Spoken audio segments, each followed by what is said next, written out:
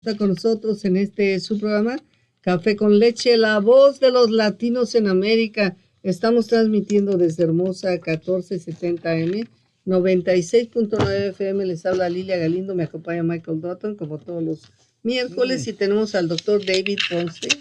Él es Bronstein. Él es un pediatra de Kaiser Permanente. Good morning, doctor. How are you? I'm good, thanks. Good morning. Good morning. Say good morning. Good morning, Dr. Bronstein. It's nice talking with you this morning. Could you take just a few minutes and let our audience know what it is you do at Kaiser?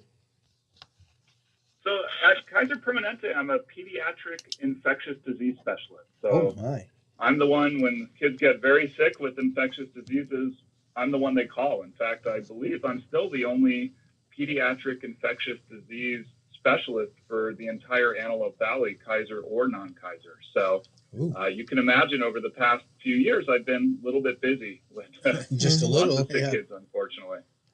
Bueno, la pregunta que le hizo Michael fue, ¿podría por favor decirnos qué es lo que hace, cuál es su función exactamente en el Kaiser Permanente? Dice, bueno, yo soy un médico de pediatría, de infección, de enfermedades infecciosas. Soy especialista en eso, en enfermedades infecciosas de pediatra. Y dice, y soy el único que hay en todo el Valle del Antílope. Así es que ustedes se podrán imaginar el número de casos y el número, la cantidad de trabajo que tuvimos durante estos previos años. Do you think that the flu season it will be different this time that in the past years? Are we going to be better or worse or the same? So it's always hard to predict how bad a flu season will be. One of the things we look at is how was it in the rest of the world? So if you look at the Southern Hemisphere, for example, they've already had their wintertime, they've already had their flu season. And unfortunately, looking at countries like Australia, it looks like we're in for another bad flu season, especially for kids this year. In Australia, the flu they saw, they even called it the kindy flu, meaning kindergarten kids, because kids were getting so sick with the flu. It was a very severe flu season. And looking at history, that usually means that we're in for a bad flu season here as well. Bueno, le preguntaba yo, ¿cómo va a ser este año la cuestión de la gripe que nos toca generalmente en el invierno? Y dice, le pregunté, ¿va a ser diferente que en los años pasados o igual o mejor? Dice, bueno, normalmente lo que hacemos es fijarnos en los países del sur, cómo es que han evolucionado. Dice, y por ejemplo, viendo Australia, acaban de pasar su estación de la gripe y dice, incluso le llamaban la gripe del kinder porque está atacando seriamente a los niños más pequeños. Así es que es probable que tengamos una estación muy severa de gripe aquí en el Valle del Antílope. So, well, with regards to this kinder, if you will, I'll use that term, kinder flu, children oftentimes are carriers and not necessarily subjects or patients, if you will. They sort of carry the disease and pass it on to adults. Is this new strain in Australia a little bit different where they're the ones that are getting sick first?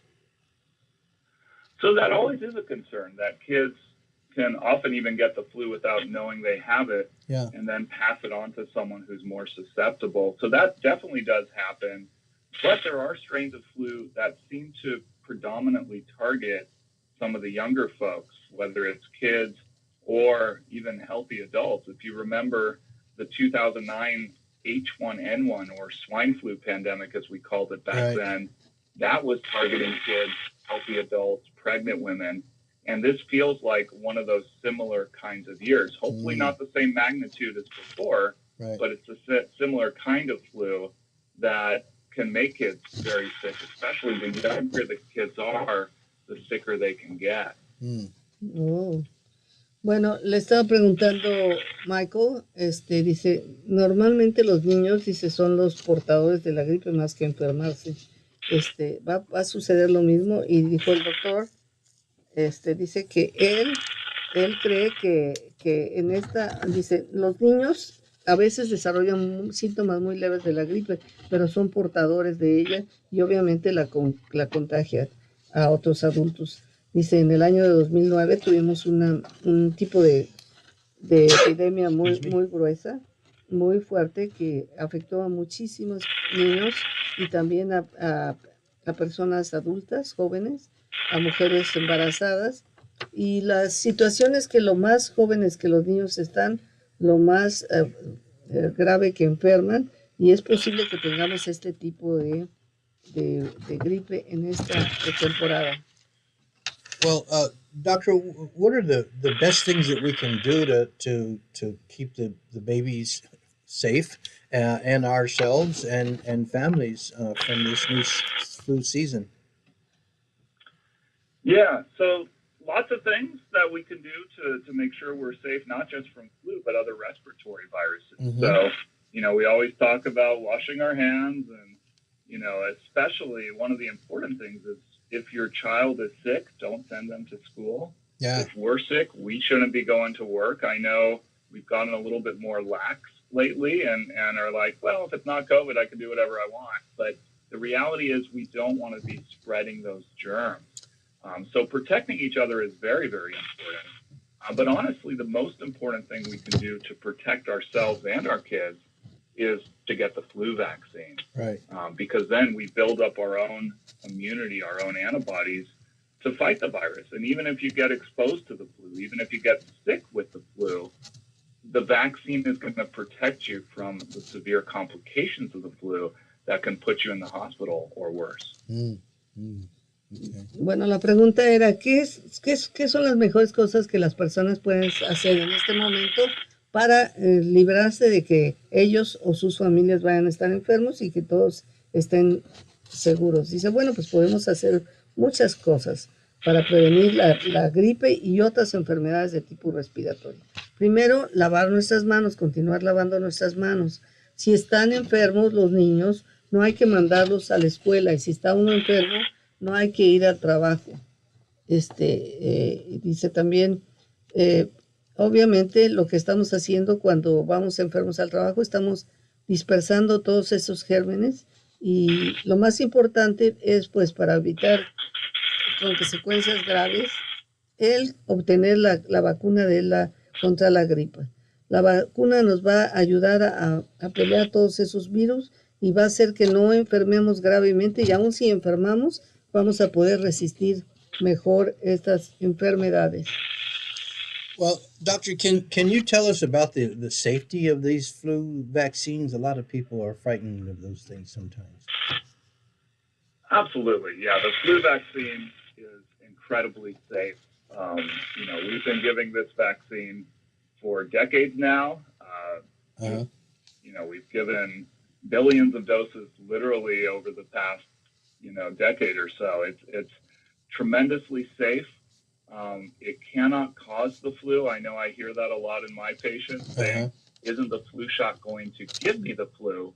And the reality is that's impossible. There's no active virus in there. There's nothing infectious in a flu vaccine that can actually give you the disease itself. Instead, what it does is it teaches you to make your own antibodies against the flu. Mm-hmm. The same antibodies you would make if you were exposed to the flu, but the difference is you make that protection today, right now, so that when you are exposed, you can fight it off immediately. You don't have to wait a few weeks in order to build up that immunity, in which time complications can happen. So the vaccines are safe. There's really nobody who should not get it. It's for everybody, literally everybody 6 months of age and older.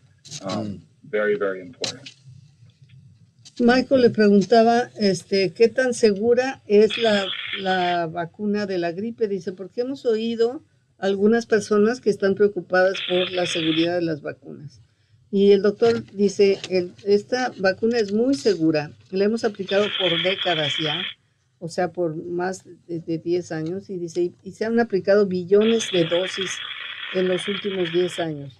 Es muy segura, no le va a dar la gripe, como muchos de mis pacientes me preguntan, eso no te va a dar la gripe. Lo que te están haciendo es inyectándote algo para que te pueda proteger rápidamente contra el virus.